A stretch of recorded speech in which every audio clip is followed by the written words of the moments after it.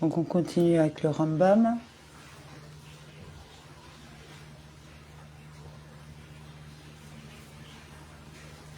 Étude du jour. C'est faire un mitzvot. 25 av 5785. Commandement négatif numéro 130. Excusez-moi, je remets correctement.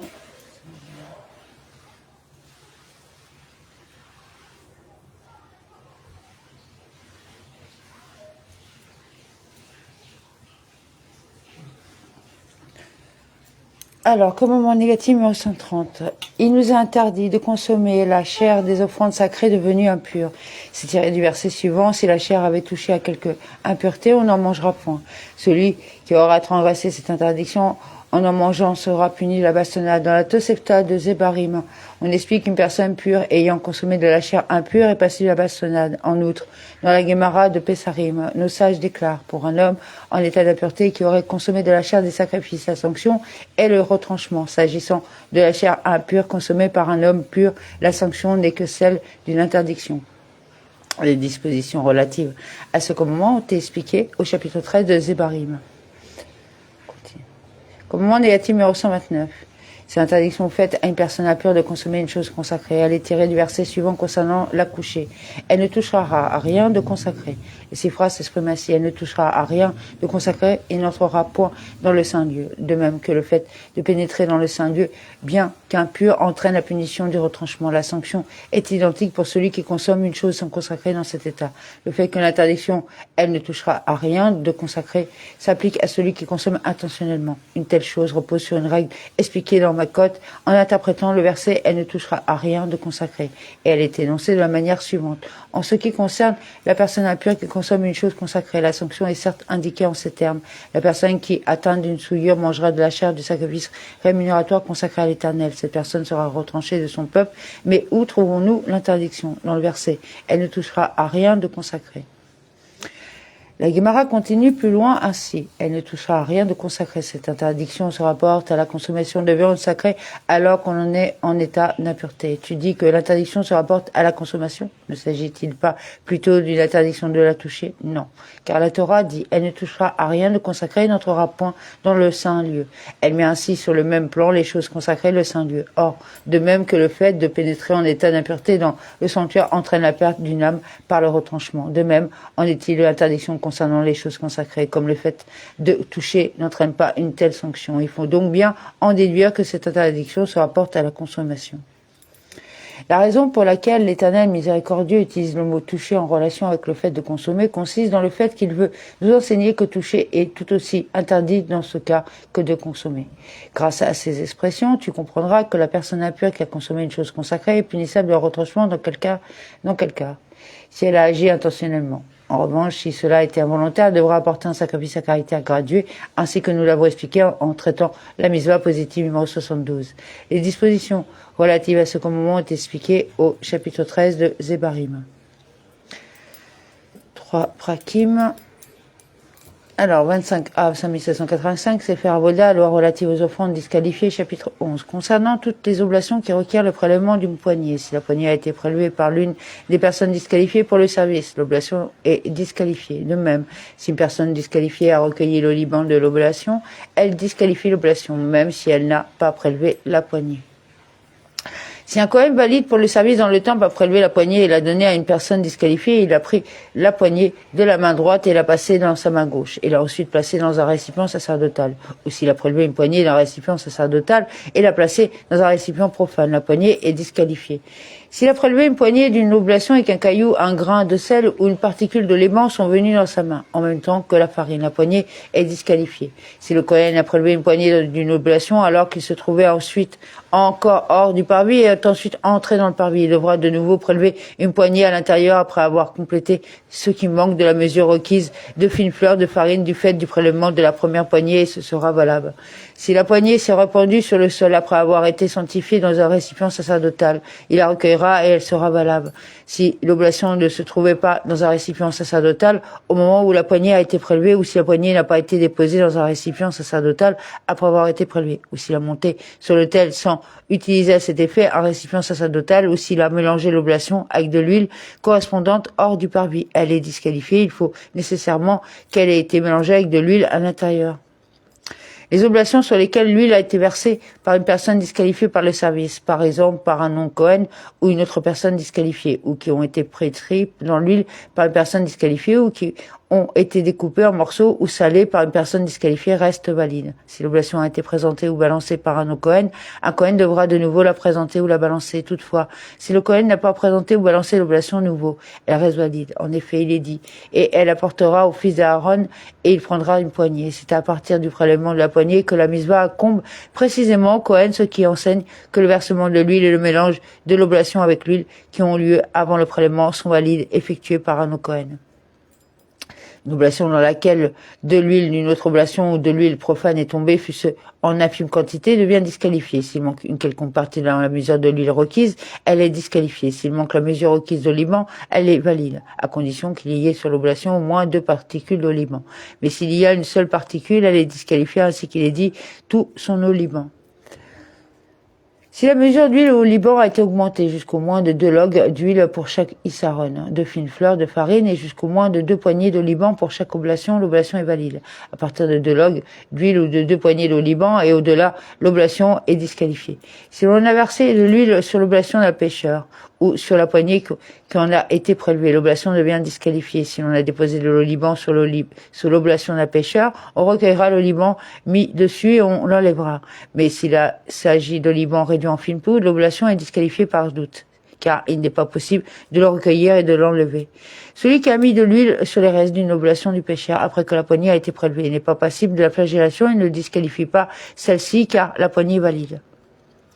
Si une infime quantité d'huile a été mise sur le volume de la kazaïte de l'oblation d'un pêcheur, cela la disqualifie dans le doute. En revanche, si l'huile a été mise sur une partie de l'oblation faisant moins que le volume de la kazaïte, cela ne la disqualifie pas. L'ajout de Liban ne disqualifie l'oblation du pêcheur que si l'on en met au moins le volume de la kazaïte. Même si l'on a mis le Liban sur une infime quantité de l'oblation du pêcheur, cela la disqualifie jusqu'à ce qu'on l'enlève. Si l'oblation du pêcheur a été pétrée avec de l'eau et la poignée a ensuite été prélevée, elle est valide. Le terme sèche employé par la Torah concernant l'oblation du pêcheur fait uniquement référence à l'huile. Si une poignée d'oblation a été brûlée sur l'autel en 2 fois, c'est valide. Même si elle a été brûlée en plusieurs fois, c'est valide, à condition que le Kohen brûle à chaque fois le volume de la kazaïte, car la combustion sur l'autel n'est pas significative en dessous du volume de la kazaïte. Si le Kohen a offert sur l'autel la poignée sans avoir versé dessus du sel, l'oblation est disqualifiée car le sel est indispensable pour la validité de l'oblation, comme nous l'avons expliqué. Si une oblation a été diminuée et n'a pas la mesure de fine fleur de farine requise avant le prélèvement de la poignée, le propriétaire peut apporter encore de la fine fleur de farine de chez lui et la compléter. L'oblation ne devient pas disqualifiée par le fait qu'elle a été à un moment diminuée, même si cela se produit après qu'elle a déjà été sanctifiée, car c'est le prélèvement de la poignée qui est déterminant, et non le fait qu'elle a été placée dans un récipient sacerdotal. Lorsqu'une personne fait don d'une poignée de Liban en vue de l'offrir sur l'autel séparément, et non comme partie intégrante d'une oblation, s'il y manque ne serait-ce qu'une infime quantité, l'offrande est invalide. De même, concernant les 2 cuillers de Liban qui accompagnent les pains de proposition, s'il manque ne serait-ce qu'une infime quantité à la mesure requise de l'un d'eux, ils sont disqualifiés. Il faut qu'il y ait 2 poignées entières, une dans chaque cuiller du début à la fin, depuis le moment où les cuillers sont posés sur la table des pains jusqu'à ce qu'ils soient offerts. Si on a désigné 2 poignées de Liban au lieu d'une seule pour une oblation et que l'une des 2 poignées de Liban a été perdue avant le prélèvement de la poignée de l'oblation est valide car le lien entre la poignée de Liban en trop et l'oblation n'a pas été établi. Et si le liban en trop a été perdu après le prélèvement de la poignée de l'oblation, le lien avec l'oblation a été établi et l'oblation est par conséquent disqualifiée à cause du surplus de liban. De même, si on a désigné 4 poignées de liban à la place de 2, pour les 2 cuillers qui accompagnent les pains de proposition et que 2 poignées sur les 4 ont été perdues avant l'enlèvement des cuillers de la table pour les offrir sur l'autel. Le lien des 2 poignées de liban perdues et le pain de proposition n'a pas été établi et pour cette raison, les 2 cuillers contenant le liban restant ainsi que le pain sont valides.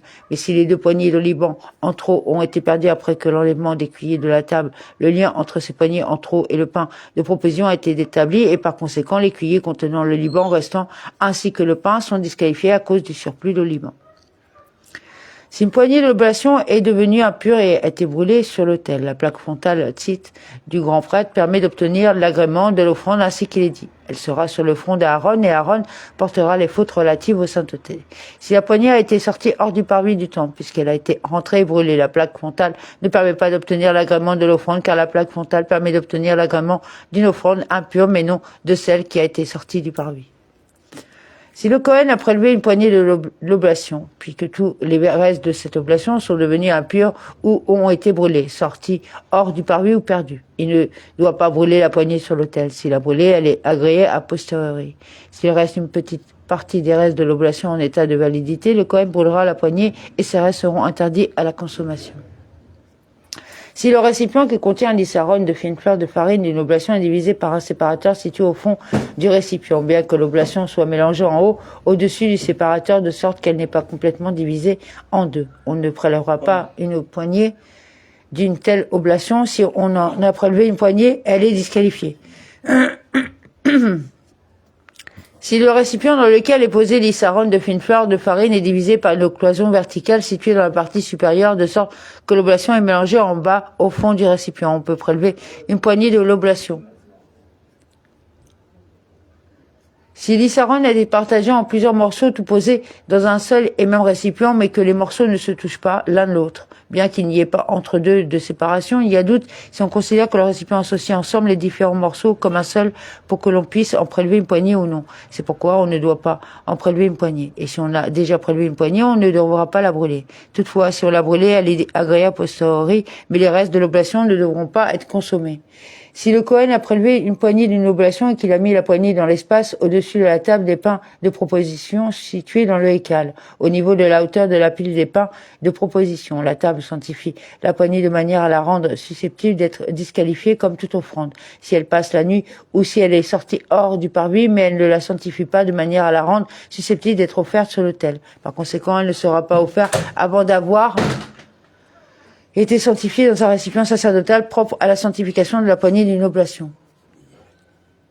S'il a collé sur la paroi intérieure du récipient sacerdotal une quantité de fine fleur de farine suffisante pour prélever une poignée, et qu'il a prélevé la poignée de la farine collée sur la paroi, ou s'il a retourné à l'envers sur sa main le récipient où s'il trouve l'oblation et a prélevé une poignée à l'intérieur du récipient dont l'ouverture était vers le bas. Il ne brûlera pas cette poignée, mais s'il a brûlé, elle est agréée. Soit le cas suivant, un isarone d'une oblation de fine fleur de farine a été divisé en deux moitiés, et l'une des deux moitiés a été perdue avant le prélèvement de la poignée.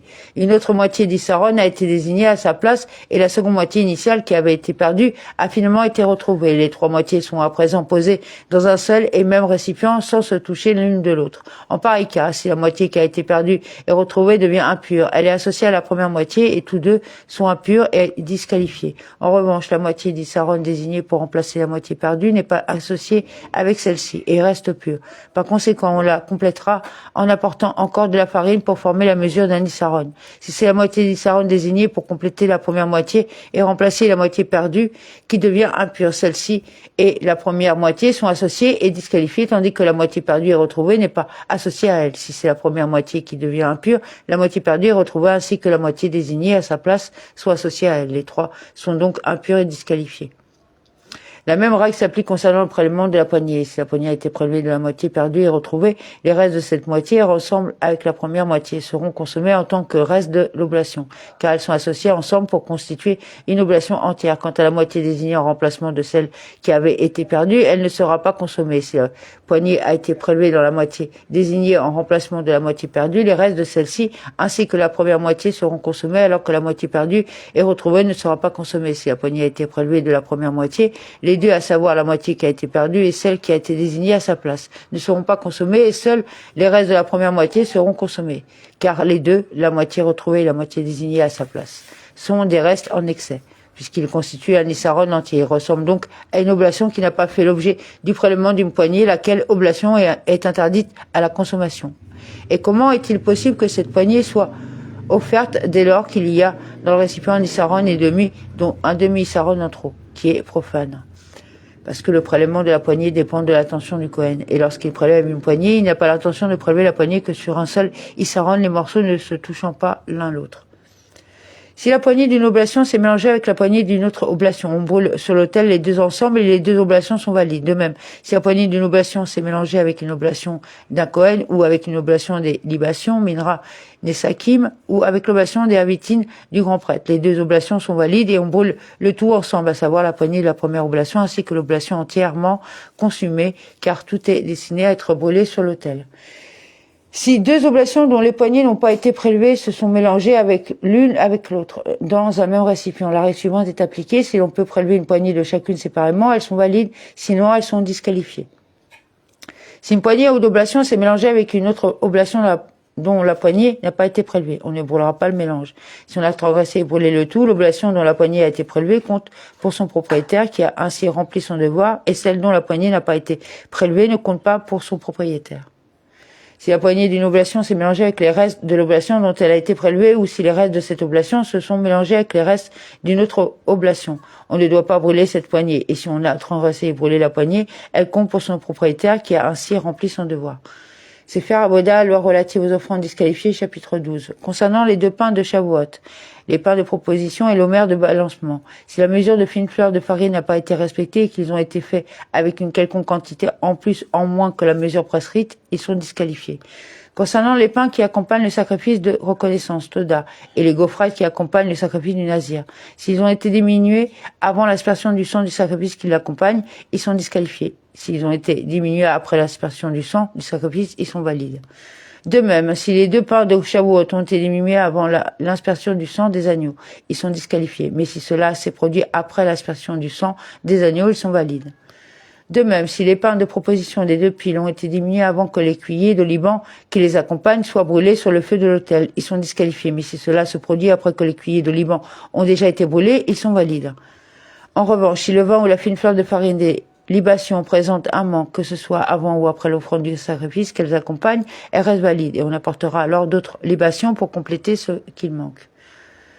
Si des libations ont été sanctifiées dans un récipient sacerdotal et que le sacrifice qu'elles accompagnent est ensuite devenu disqualifié, telle est la règle. S'il est devenu disqualifié par un abattage rituel non conforme, les libations n'ont pas été sanctifiées de manière à pouvoir être offertes. Mais si le sacrifice est devenu disqualifié après l'abattage rituel, c'est-à-dire lors de la réception du sang ou au-delà dans les services qui suivent, les libations ont été sanctifiées de manière à pouvoir être offertes. En effet, les libations ne deviennent sanctifiées pour être offertes que par l'abattage rituel conforme du sacrifice. Que fera-t-on de ces libations sanctifiées qui, désormais, ne peuvent plus accompagner le sacrifice puisque celui-ci a été invalidé? S'il y a un autre sacrifice déjà abattu à ce moment, elles seront offertes avec celui-ci. Et s'il n'y a pas d'autres sacrifices déjà abattus à ce moment, elles seront considérées comme si elles avaient été disqualifiées pour avoir passé la nuit et elles seront brûlées. Dans quel cas dit-on que les libations accompagnant un sacrifice disqualifié seront offertes avec un autre sacrifice déjà abattu? Dans le cas des libations accompagnant un sacrifice communautaire, car le tribunal stipule tacitement cette condition. En revanche, s'il s'agit d'un sacrifice individuel, les libations de l'accompagnant ne devront pas être offertes avec un autre sacrifice, même si celui-ci est déjà abattu à ce moment. Mais on les laissera de côté jusqu'à ce qu'elles deviennent disqualifiées en ayant passé la nuit et elles seront alors brûlées. Concernant tous les sacrifices qui ont été abattus pour une autre désignation que la leur, la loi dispose que leurs libations seront toutes de même offertes.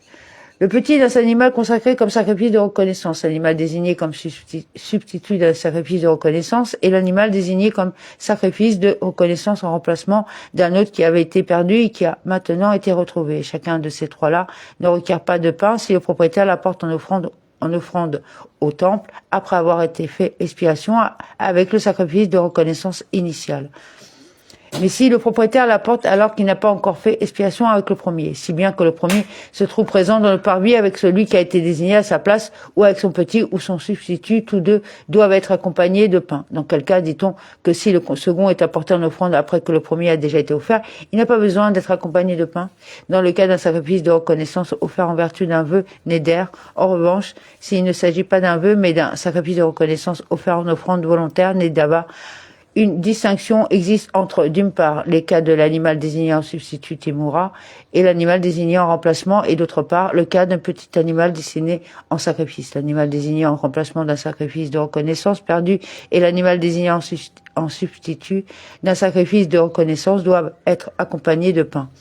Mais le petit d'un sacrifice de reconnaissance n'a pas besoin d'être accompagné de pain. Cela s'applique qu'il soit apporté avant ou après l'expiation par l'offrande du sacrifice initial. Il a désigné son sacrifice de reconnaissance pour l'accomplissement de son vœu et l'a perdu. Puis il en a désigné un autre en remplacement et l'a perdu. Puis il en a désigné un autre et les premiers ont ensuite été retrouvés. De sorte que les trois sont maintenant présents. La règle suivante est appliquée. S'il fait expiation avec le premier, le second ne requiert pas de pain, mais le troisième doit être accompagné de pain. S'il fait expiation avec le troisième, le second ne requiert pas de pain, mais le premier doit être accompagné de pain. S'il fait expiation avec le second, les deux, le premier et le troisième, ne requièrent pas de pain. Si quelqu'un désigne de l'argent pour acheter son sacrifice de reconnaissance, mais que cet argent est perdu, puis qu'il désigne d'autres pièces de monnaie à la place, mais avant qu'il n'ait pu acheter son sacrifice de reconnaissance avec ces pièces. Les pièces initiales sont retrouvées, il utilisera les unes et les autres pour apporter un sacrifice de reconnaissance accompagné de pain. Et avec l'argent restant, il apportera un sacrifice de reconnaissance supplémentaire, et ce dernier ne nécessite pas de pain. Mais les deux sacrifices requièrent des libations. De même, si quelqu'un désigne son sacrifice de reconnaissance, mais que celui-ci est perdu, qu'il désigne des pièces de monnaie à la place, puisque le sacrifice initial est retrouvé. Il utilisera l'argent pour apporter un sacrifice de reconnaissance supplémentaire sans pain. De même, si quelqu'un désigne des pièces de monnaie pour son sacrifice expiatoire, mais que celles-ci sont perdues et qu'il désigne un animal comme sacrifice expiatoire à la place, puis que les pièces sont retrouvées. Il utilisera l'argent pour apporter un sacrifice expiatoire accompagné de pain et l'autre sacrifice de reconnaissance qu'il a désigné suite à la perte de l'argent sera offert sans pain. Il a dit, cet animal est un sacrifice de reconnaissance et voilà le pain qui l'accompagne. Et le pain était perdu. Dans ce cas, il doit apporter un autre pain pour accompagner le sacrifice de reconnaissance désigné. Mais si le sacrifice de reconnaissance est perdu, il n'a pas le devoir d'en apporter un autre pour accompagner le pain, car c'est le pain qui est apporté pour accompagner le sacrifice de reconnaissance et non le sacrifice de reconnaissance qui est apporté pour accompagner le pain.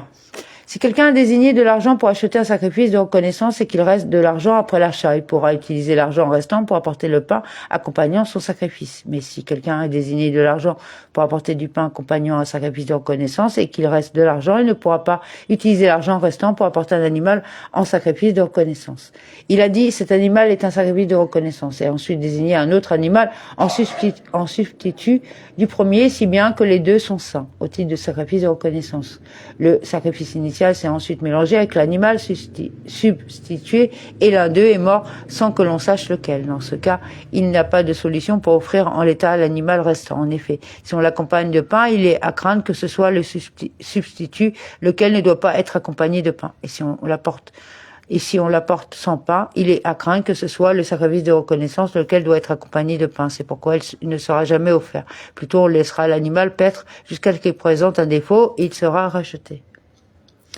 Si l'un des 40 pains accompagnant un sacrifice de reconnaissance est cassé, tous les autres sont disqualifiés. En revanche, si un pain a été sorti du parvis ou devenu impur, les autres pains restants valides. Si le pain a été cassé, est devenu impur ou a été sorti du parvis avant que le sacrifice de reconnaissance ne soit abattu, on apportera notre pain et on fera l'abattage du sacrifice.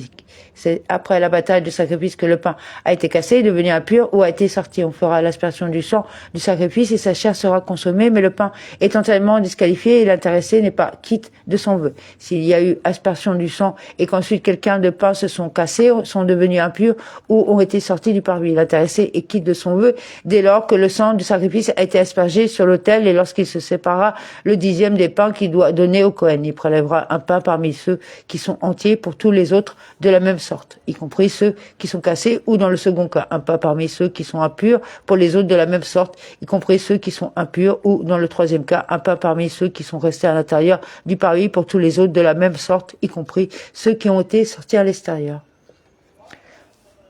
Si un sacrifice de reconnaissance a été abattu en étant accompagné de 80 pains au milieu de 40, il n'y a même pas 40 pains parmi les 40 pains qui sont sanctifiés. Mais s'il a dit expressément que 40 pains parmi les 40 pains soient sanctifiés, il en tirera 40 parmi les 80 et en séparera un de chacune des 4 sortes qu'il donnera au Cohen, et les 40 autres seront rachetés et deviendront profanes. Si quelqu'un fait l'abattage d'un sacrifice de reconnaissance alors qu'à ce moment même le pain qui l'accompagne se trouve hors des murs de Beth Bagui, le pain n'est pas sanctifié, mais si le pain se trouve sur le mont du temple, hors du parvis, il devient sanctifié bien qu'il ne soit pas à l'intérieur du parvis. Si le sacrifice de reconnaissance a été abattu avant qu'une croûte ne soit formée sur la surface du pain dans le four, même si une croûte s'est formée sur tous les pains, à l'exception de l'un d'entre eux, le pain n'est pas sanctifié. Si le sacrifice de reconnaissance a été abattu et qu'il est devenu disqualifié par l'abattage rituel effectué avec une mauvaise intention concernant le temps ou concernant l'endroit, le pain est sanctifié. Mais si l'animal abattu se trouve avoir un défaut physique ou s'il est téréfa, ou encore s'il a été abattu pour une autre désignation, c'est-à-dire qu'il n'a pas été abattu en tant que sacrifice de reconnaissance, mais à un autre titre. Le pain n'est pas sanctifié. La même règle s'applique concernant l'offrande de bélier, du nazir accompagné de son pain. Sefer Avoda, loi relative aux offrandes disqualifiées, chapitre 13. Il y a 3 sortes d'intentions qui valident un sacrifice. Ce sont l'intention modifiant le nom du sacrifice ou de son propriétaire, l'intention d'agir de manière contraire à la règle concernant l'endroit et l'intention d'agir de manière contraire à la règle concernant le temps.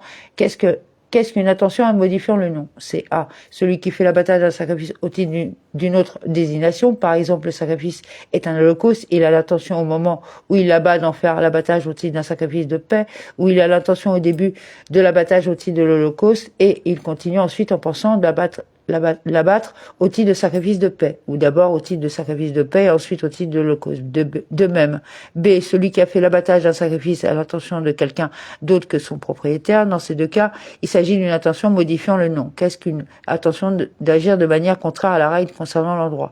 Par exemple, il fait l'abattage du sacrifice en respectant sa désignation, mais en ayant l'intention de faire aspersion du sang hors du parvis ou en ayant l'intention de brûler hors du parvis une partie de ce sacrifice qui est censé être brûlé sur l'autel, ou encore en ayant l'intention de manger hors du périmètre fixé une partie de ce sacrifice qui est censé être consommé. C'est là une intention d'agir de manière contraire à la règle concernant l'endroit. Les sacrifices faits avec une telle intention sont appelés des sacrifices abattus hors de l'endroit voulu, même si la pensée en question n'a pas été exécutée et que la consommation, la combustion et l'aspersion ont eu lieu à l'endroit adéquat.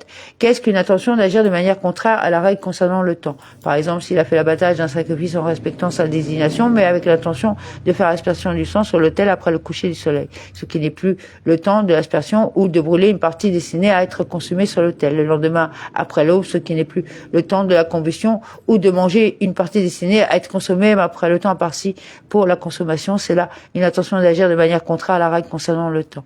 Les sacrifices faits avec une telle intention sont appelés des sacrifices abattus au-delà du temps qui leur est imparti et sont ce qu'on appelle partout pigoul. Et c'est là le pigoul dont parle la Torah. La tradition orale enseigne que le verset, si on le mangeait au 3e jour de la chair de son sacrifice de paix, etc., il ne serait pas agréé, il serait pigoul, ne fait référence qu'à celui qui a eu l'intention au moment de l'offrande du sacrifice d'en manger au 3e jour, c'est-à-dire au-delà du temps imparti. Il en va de même pour tout autre sacrifice dont on a pensé pendant l'exécution du rituel consommer la chair après le temps imparti pour la consommation de ce type de sacrifice. Il en va de même si celui qui a fait le service a eu l'intention au moment de l'une des actions essentielles de brûler sur l'autel une partie destinée à y être brûlée au-delà du temps imparti pour sa combustion. La tradition orale enseigne que la loi est la même concernant la consommation de l'homme et la consommation de l'autel. Si celui qui a fait le service a eu l'intention qu'une partie de l'offrande soit consommée par l'homme ou par l'autel après le temps imparti, le sacrifice est pigoul.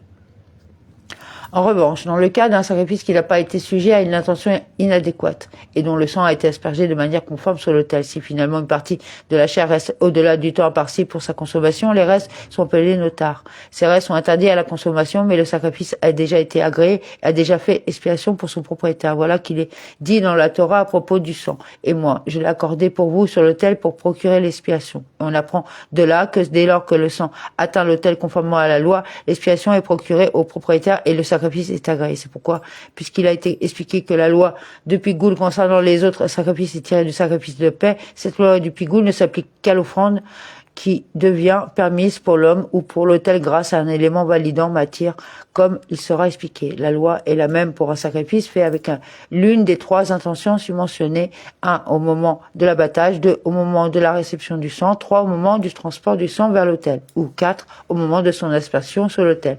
Tu apprends donc que durant 4 étapes du service, le sacrifice peut être disqualifié par une intention inadéquate. L'abattage, la réception du sang, le transport du sang et son aspersion sur l'autel. Et l'offrande d'un oiseau peut être disqualifié par une mauvaise intention lors de 2 étapes, la mélika et l'expression du sang sur l'autel.